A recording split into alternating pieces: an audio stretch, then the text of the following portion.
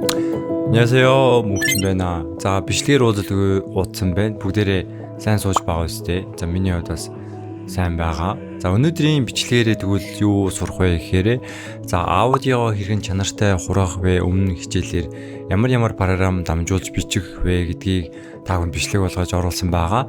За өнөөдрийн хичээлээрээ за миний хувьд ямар микрофон ашигладаг? За бас өөр ямар зүйлсүүд байх юм бол чанартайгаар дууга хураах боломжтой вэ гэдгийг та бүхэнд тайлбарж өгөх болно. Та хэрвээ дууг чанартайгаар хураах хэрэгтэй болсон бол өнөөдрийн бичлэгийг үзэх юм бол тодорхой хэмжээнд дууга чанартай хэрхэн хураах талаар мэдлэгтэй болох болно. За тэгвэл бүгдээрээ шууд хичээлдээ орцгоё.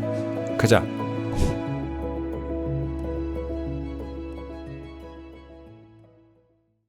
За кажа чижээ энд л байна л да. За бүгдээрээ шууд хичээлдээ орцгоё. За нэгдүгээр дуу хураагч байгаа орчин маань хамгийн чухал байгаа.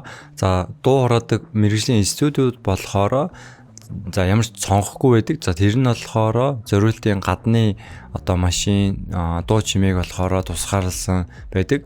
За мөн дуу шингээх хавтан, акустик хавтан ч юм уу.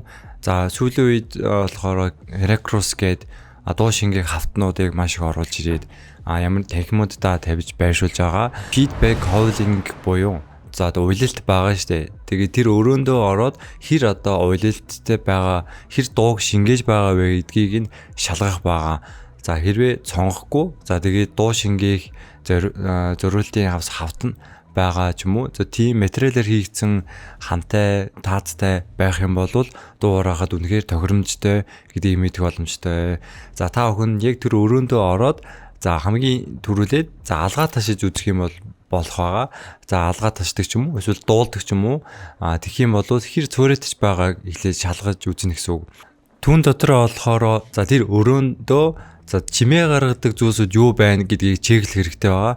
За жишээ нь цаг байгаа. За цагны дуу болохоор үнэхээр чанартай конденсатор микрофоноор рекорд хийх үед цагны дуу ингээ орцсон байдаг. За эсвэл хөргөгчний дуу ус буслагч байдаг шүү дээ, өөрөө автоматар халаад идэг. За тийм эсвэл компьютерний пэнүүд байгаа сенснүүд. За тэднэр ч гэсэн ойрхон дуугарч байна уу? Эсвэл та техникийн өрөөнд байгаа бол амп гэдэг төхөөрөмж байгаа. Тэр амп маань болохоор нэлээд халдаг учраас сенс нэлээд чанга дуугардаг. За энэ мэтлэн дуу хураахта ямар нэгэн дуугарах зүйлс байна уу гэдгийг та бүхэн чеклэх хэрэгтэй. За миний хувьд яг энэ чинь Godox-ийн 60 BI гэдэг гэрэл байна. За гэрэлний шуум болохоор микрофон руугаа орж байгаа. Ягаад гэхээр ойрхон тавьсан байгаа учраас за иймэрхүү дуунууд байгаа юу үгүй гэдгийг чеклэх хэрэгтэй. За мэдээж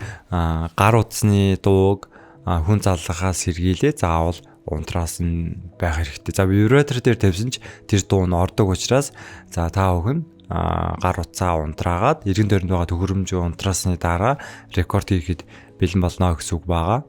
За хоёрд нь мэдээж төхөөрөмжүүд байгаа. За би та бүхэнд энэ удаагийн хичээлээр ямар зүйлс байх юм бол за аудиог үнэхээр чанартай хурааж болдог юм бэ гэдгийг та бүхэнд танилцуулъя. Хамгийн эхлээд мэдээж микрофон байгаа. За миний энэ ашиглаж байгаа микрофон маань болохоор Shure KSM32 гэдэг нэртэй конденсатор микрофон байгаа. За микрофонд болохоор маш олон төрөл байгаа. За жишээ нь бөмбөр байгаа шүү дээ. Бөмбөр дээр бөмбөрийг л бичгийн тулд 16 сет микрофоныг тавьж иж за тэр дуунуудыг наривчлан тус нь бичиж авдаг зориулттэй. За яг тэр бөмбөрийн хэсэг дээр зориулсан микрофон хүртэл байдаг гэсэн үг. Тэгээс микрофоны төрөл маш их байгаа. За ASMR гэх байгаа шүү дээ. ASMR зориулсан микрофон байна.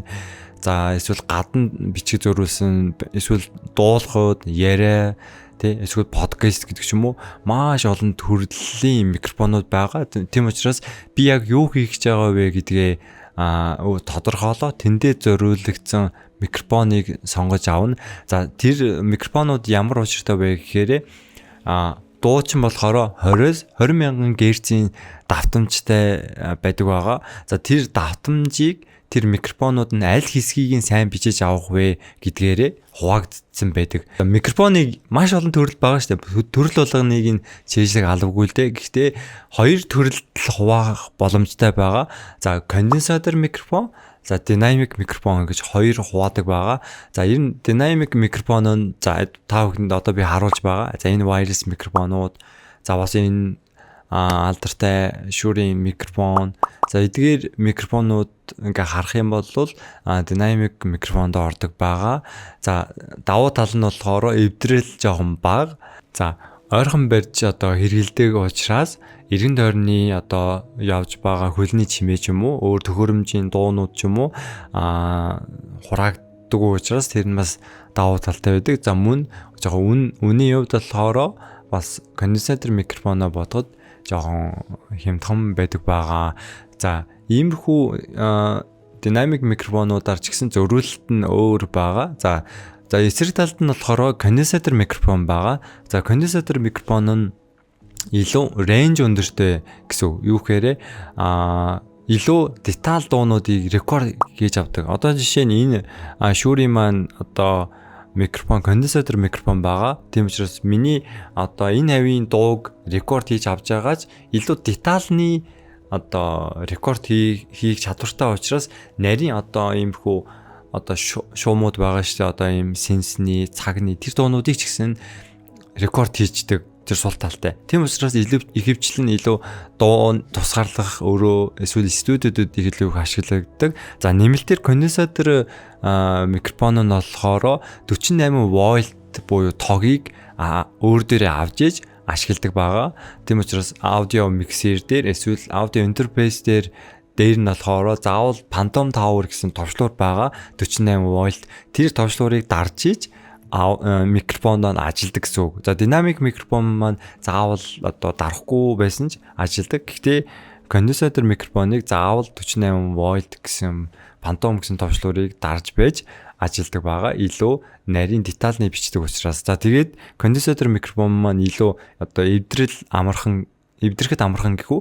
Тэр нэг унахад өөрийнхөө одоо спек буюу одоо микрофон болгоны одоо дууны татах хэмжээ өөр байдаг, рейнж нь. За тэр нь болохоор 100% гэж үзэх юм бол за унах юм бол за рекорд бичлэг микрофон маань ажиллаж байгаа хэдий ч за тэр 100% бичиж чадгааргүй амархан гэмтдэг байгаа. За тийм учраас илүү подкаст, илүү юм YouTube-уудад болохоор илүү та бүхэнд нарийн детальны гоё дуу сонсохын тулд конденсатор микрофоныг их хөвчлэн ашигладаг байгаа. За энэ мэтлэн wireless микрофонууд ч гэсэн конденсатор юм уу динамик юм уу гэ дотроо хуваагдаа явждаг байгаа. Гэхдээ миний мэдхээр миний хувьд одоо 100 гаруй одоо микрофоныг за 20 төрлийн брендийн микрофоныг ашиглаж байна. За гэхдээ wireless микрофон хичнээн үнэтэй ч гэсэн дууны чанарын хувьд болохоор тийм ч бас чанартай биш байдаг байгаа. За жишээ нь энэний харагдаж байгаа микрофон байна л да. За хүлээн авагч нь ямар ч хүлээн авагч одоо хийж болдог. За энэ болохоор EV гэх брендийн хүлээн авагчид хийсэн байна. Гэхдээ энэ микрофоны маань за энийг энэ биш. Зөвхөн энэ одоо микрофоны энэ хэсэг байгаа шүү дээ. Утастай, оролттой энэ хэсэг. За энэ болохоор DPA гэдэг брендийн ийм микрофон байгаа. За энэ зөвхөн энэ шүү дээ. Монгол мөнгөөр 2 сая төгрөг өнгөрөө байгаа. 2 сая хэдэн зуун төгрөгийн үнэтэй байгаа. Зөвхөн энэ шүү дээ. Мангар үнэтэй байгаас. Тэр хэмжээгээр wireless микрофонууд болохоор маш үнэтэй байдаг байгаа. За миний хувьд болохоор гэхдээ тэр чинээгээр wireless микрофон давуу талууд маш их байдаг ч за хичнээн үнэтэй байлаа гээд за конденсатор микрофоныг хийж гүйцэтгэхгүй байдаг байгаа. Дараа нь болохоор мэдээж XLR буюу за иймэрхүү микрофоны кабелуудаар дамжуулаад аудио интерфейс буюу саунд карт руу холбох хэрэгтэй байгаа. За саунд карт гэдэг нь юу вэ гэхээр за би яг одоо яг дуугаар рекорд хийхдээ за ийм Focusrite за хоёртой ийм аудио интерфейсийг ашиглаж байна. За энэ нь юу гэсэн үг хэрэг? За ямар нэгэн микрофонууд байгаа шүү дээ. За тэр микрофонуудыг XLR буюу за микрофоны кабеллаар холбоод За энэ оролт маань болохоор шууд компьютер руу мэдээж орохгүй шүү дээ. Компьютерт ийм оролт байдаггүй. Гэтэ энэ аудио интерфейсэд болохоор ийм оролтууд нь байдаг. За аудио интерфейс руу хийгээд за энэ аудио интерфейсээсээ за USB-гээр ч юм уу, USB-C-гээр ч юм уу компьютер руу холбоод тэгээд рекорд хийх боломжийг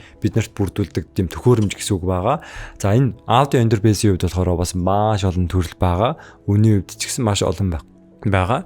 За миний хувьд болохоор одоо Focusrite-ийг их хвчлэн хэрэгжилж байна. За энэ дээр микрофоны оролт байгаа. За миний сайн хийсэн Phantom Tower гэдэг энэ дээрээ нэмэлт 48 вольт гэсэн одоо товчлуур байна. За энэ болохоор 2 микрофон зэрэг холбох боломжтой. За микрофоны волюм байна. Эсвэл монитор буюу өөр спикертэй холбож болно. За түүний волюм байна. Эсвэл одоо чивчээр сонсох боломжтой гэдэг ч юм уу. За тэгээд үйлдвэр болгоноосоо дамжуулаад давуу талууд, сул талууд гэж явцдаг байгаа. За ийм аудио интерфейсийг заавал ашиглах хэрэгтэй байгаа.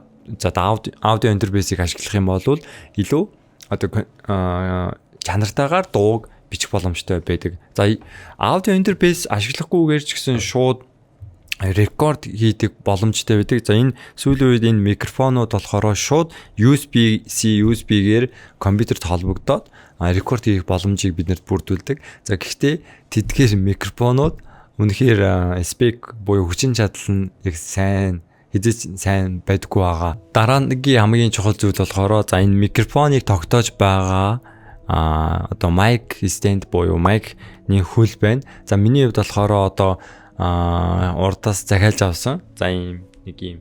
За та бүхэн бичлэгээр харуулж байна. За энэ төхөөрөм хөл тогтоогчийг ашигладаг байгаа ширээн дээрээ холбоод тэгээ микрофоноо холбочдөг.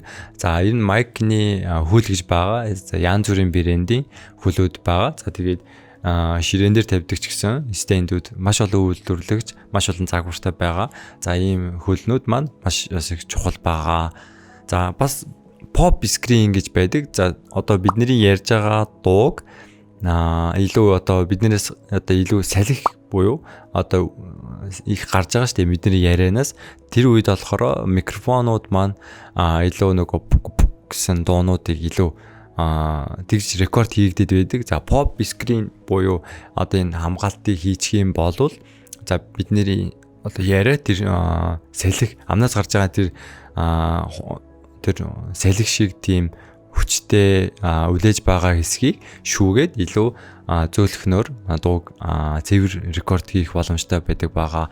За тийм учраас дууны одоо рекорд хийж байгаа энэ зай бас их чухал гэсэн үг. За ямар микрофоноор бичиж байгаагаас хамаарат хэд хол байх уу, хэд ойр байх уу гэдэг нь хамгийн чухал. За конденсатор микрофоныг болохоор за энэ хэмжээнд байршуулаад бичгээд бүрэн боломжтой байдаг. Хэд ойрхон ингэ бичих юм бол дуу маань илүү цэвэр биш сонсогддог байгаа. Тийм учраас дууны ямар байрлалд микрофоноо тавих вэ гэдэг нь маш чухал.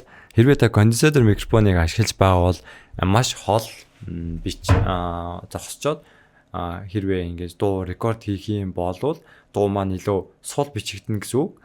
За гэхдээ энэ аудиогоо та чангалах юм бол яах вэ гэхээр илүү одоо нэг шугам байгаа шүү дээ. Одоо сенсний ч юм уу тий ус буслагчны ч юм уу тэр дуу маань давхар noise маань давхар чангалагдчихдаг байгаа.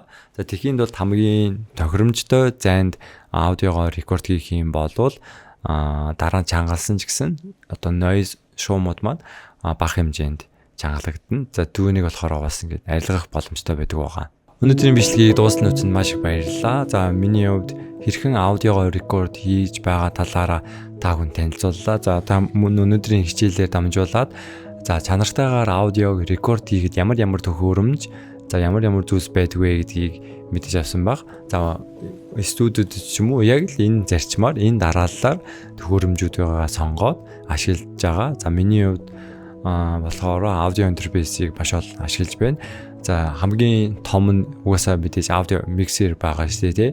За миний хувьд Behringer X32 гэх дижитал аудио миксерийг тэр ажилдаг. За миний яг ажил маань тэр байгаа. За тийм учраас багаагаар та бүхэнд дууны талаарх мэдлэгийг өгөх болно. За та дараагийн хичээлээр бас хэрхэн ямар програмаар яг илүү нарийн детальтай бичих вэ гэдгийг та бүхэн зааж өгье. За бичлэгийг дуусны үчинд маш их баярлалаа. За дараагийн хичээлээрээ уулзцаая. Иньяа.